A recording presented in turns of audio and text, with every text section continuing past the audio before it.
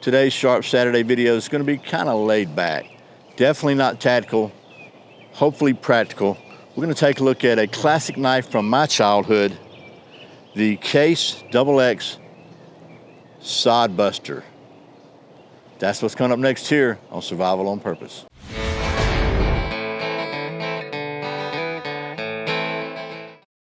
Welcome back to Survival on Purpose. My name's Brian. Thanks for joining me for another Sharp Saturday video where it's Saturday and we take a look at something sharp. Like I said, today that something sharp is this very classic, very simple, kind of laid back knife that was introduced when I was 7 years old. This is the Case Sodbuster XX, Case XX. And we're gonna get down to the old stump top in just a minute and take a look at this. But first, as usual, today's words from the Bible. Today's verse is a very, very well-known verse, but I thought it very appropriate considering the time we're in right now and the Easter season we're in. It's John 3:16, this time from the NIV translation. For God so loved the world that he gave his one and only Son, that whoever believes in him shall not perish, but have eternal life. Also, a big thank you before we get started on the knife stuff to my friends at Hog Holsters for sponsoring today's video and being the longest running channel sponsor here at Survival on Purpose. I am wearing my Hog Holsters today like I do every day.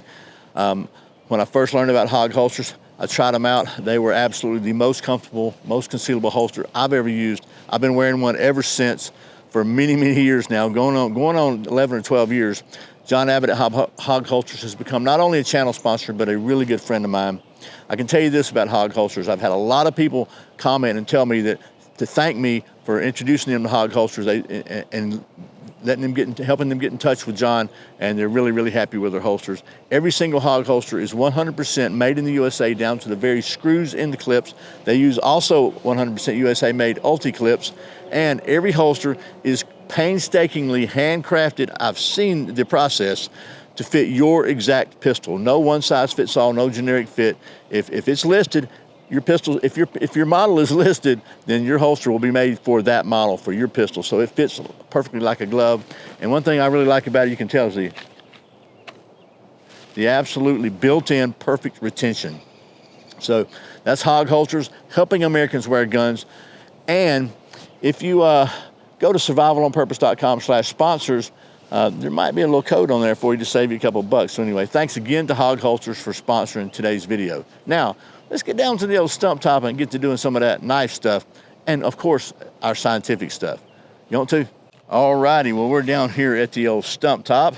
And, you know, there's probably gonna be a little bit of rambling in this video because like I said, we're gonna be kind of laid back here today. But I really bought this knife from a couple of weeks ago because I like classic knives. I know you've seen that. You know, I like Opinels. But when I was a kid, I didn't know what an Opinel was. There's two knives that really struck out and remember from my childhood that I kind of recognized. One was a Buck 110, and I just called it a buck knife. Everybody I knew called it a buck knife. It was just something very, very, very, very prevalent. A lot of people had that knife. The other one that came out when I was 7 years old, like I say.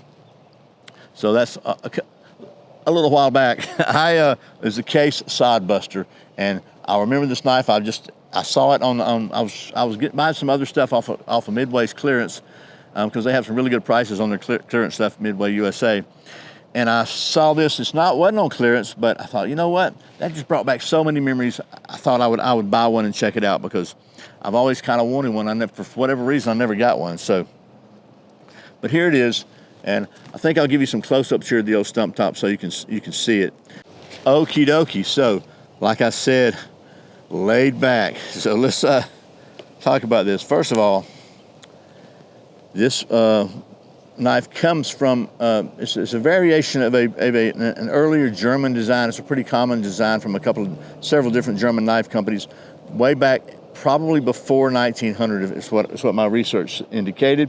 But this one was introduced, as I said, in 1967, 58 years ago.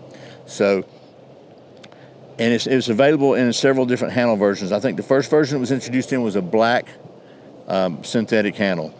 So this is very true to the original. This is a synthetic handle, but it's yellow because for whatever reason, that's the one I seem to remember somebody having. So somebody in the dim recesses of my memory. So let's just talk about the specs of this thing first. So it is a 3.7 inch, they call this a Skinner style blade, of chrome vanadium carbon steel, which is the original steel that Case Knives, the original blade steel that Case Knives used. It has a closed length of 4.625 or 4 5/8 inches. And you can notice that there's no lock on this. This is what some people call a slip knife, a slip joint knife. And I never knew that either until I started doing knife reviews. I just called it a folding knife.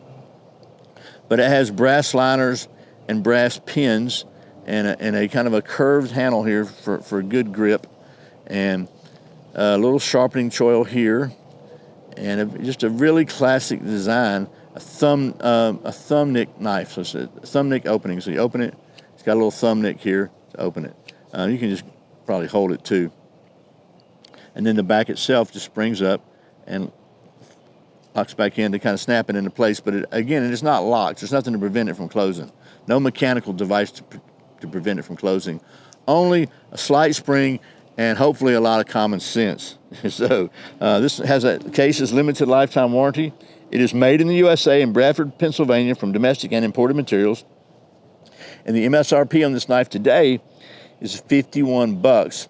I found it on Amazon for 42 bucks. I paid 42 bucks for it on Midway. That's probably the MAP price.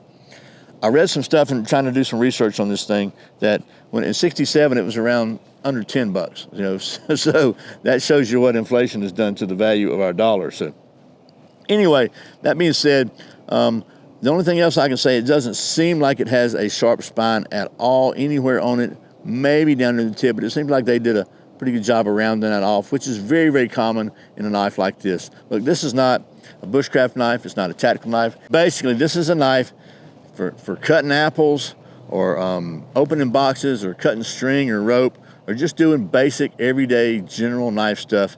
I'm a firm believer that anybody, especially a grown man, should have a knife in their pocket at all times. As a matter of fact, well, let's just say I got in trouble a couple of times in school for having a knife in my pocket, and that was obviously different times. So anyway, we're not going to do the balance, orientation, rotation devices you might have guessed, because it's not even a locking knife. That would be completely stupid.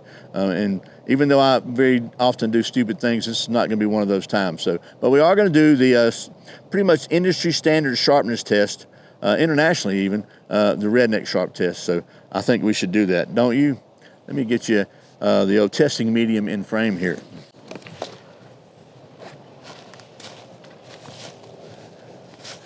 Okay, so there's the testing medium. Let's just see how well she does. And this is straight out of the box, so I don't know how well it's going to do.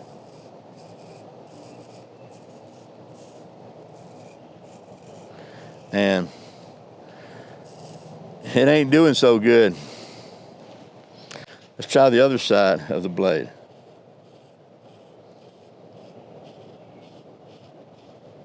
Well, it did not even come close to passing the redneck sharp test. So, and it actually feels sharp to me, but it's just not, it's not redneck sharp. So let's see how well it does on some paper, because that's something people like to see. That's kind of my fallback if it fails the redneck test. And then we'll try doing a little wood carving with it and see what happens.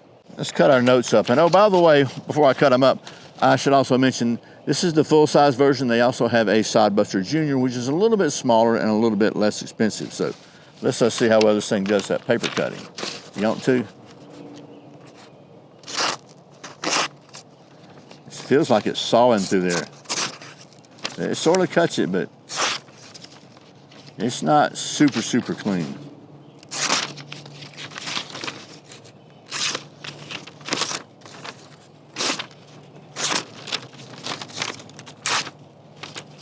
Okay, however,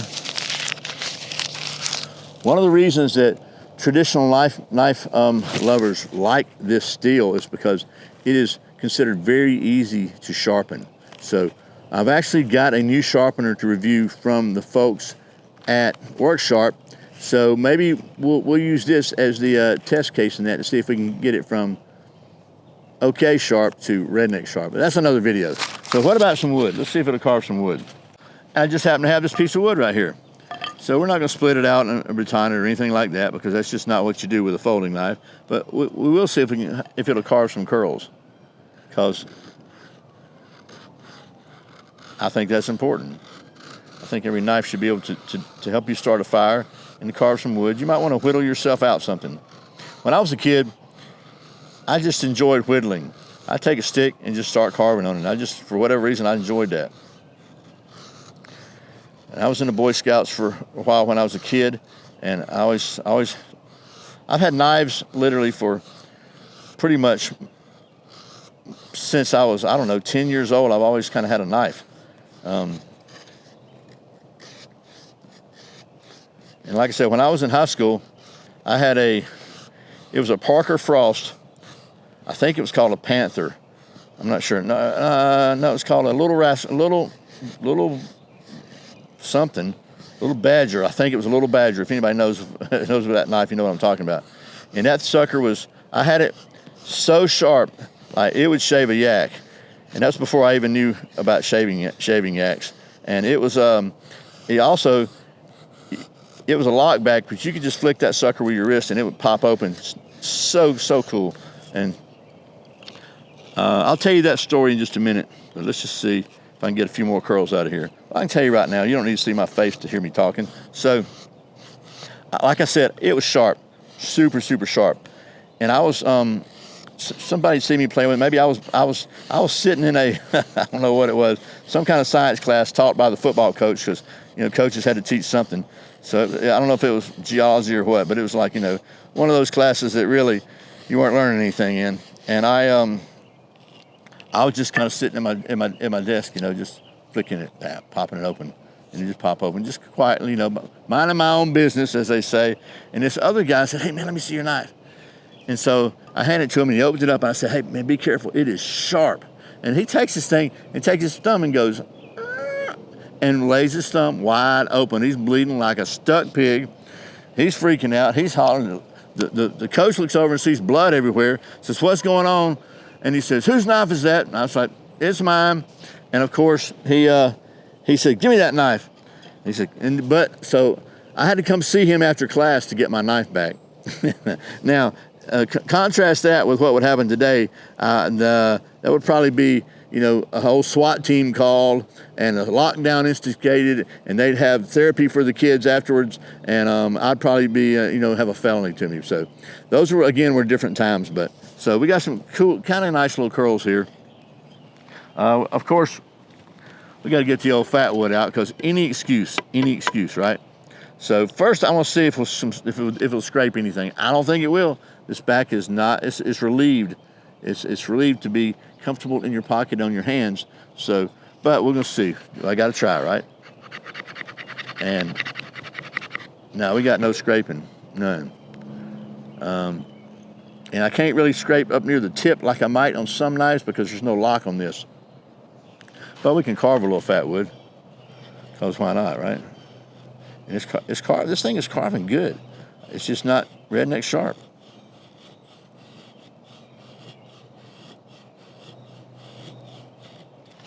Okay. But it really wouldn't be a Sharp Saturday video without some flames. So back in storage with you, I happen to have my trusty fat wood fire steel, made right here by hand in Georgia. I mean, the fat wood was made by God, but the setup is made in Georgia. So let's just see how well this works. And I'm not even going to try to strike it, because it won't even scrape fat wood. It's certainly not going to scrape this. But the fat wood fire steel comes with a scraper. So let's just see, because you know me, right?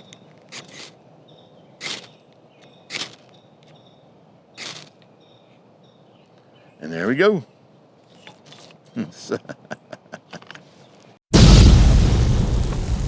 Chuck Norris can build a snowman out of rain. Alrighty, well, that was a little trek down memory lane with me. At least for me, it was, with the Case Sodbuster, and just give you my kind of my thoughts on this thing.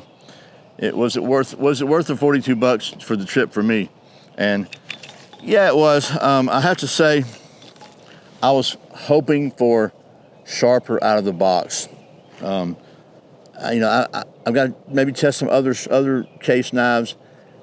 Maybe that's how sharp it was traditionally, but I like to see a really sharp knife out of the box, because to me that just seems to mean something. I know that you got to be able to sharpen. You should be able to sharpen a knife anyway if you're going to have knives. And I've got several videos on knife sharpening, and hopefully some of those could help you. But I would like to see it a little sharper. I know that I've reviewed several knives from other companies that are by golly yak shaving sharp right out of the box, but this one is not. But that's an opportunity for me to see how well the new Work Sharp sharpener works. But I'm still glad I got it. This is just, I like traditional classic designs. This one definitely brings back some memories for me. It's not at all tactical, but it's very practical. It's just a useful style blade. You can keep it in your pocket. It's kind of big for a lot of people to keep in their pocket. I think that's why they came up with the Sodbuster Junior. But super, just a plain old, regular old knife. Nothing fancy, sexy, or really, like I said, tactical. But it's just so cool, and I like the fact that it's made in the USA. So. They also, they have a lot of these have actual bone handles. I just like the synthetic because it's light, it's smooth, and just I like it. So anyway, I'll shut up now. That's the hopefully a reasonably interesting and maybe moderately entertaining look at the Case XX Sodbuster knife with the synthetic yellow handles. This, by the way, the model number on this one is 0038. Again, $42 pretty much online. And I sincerely appreciate you watching Survival on Purpose. Remember, survival's not an accident, so be prepared. I'll see you next time.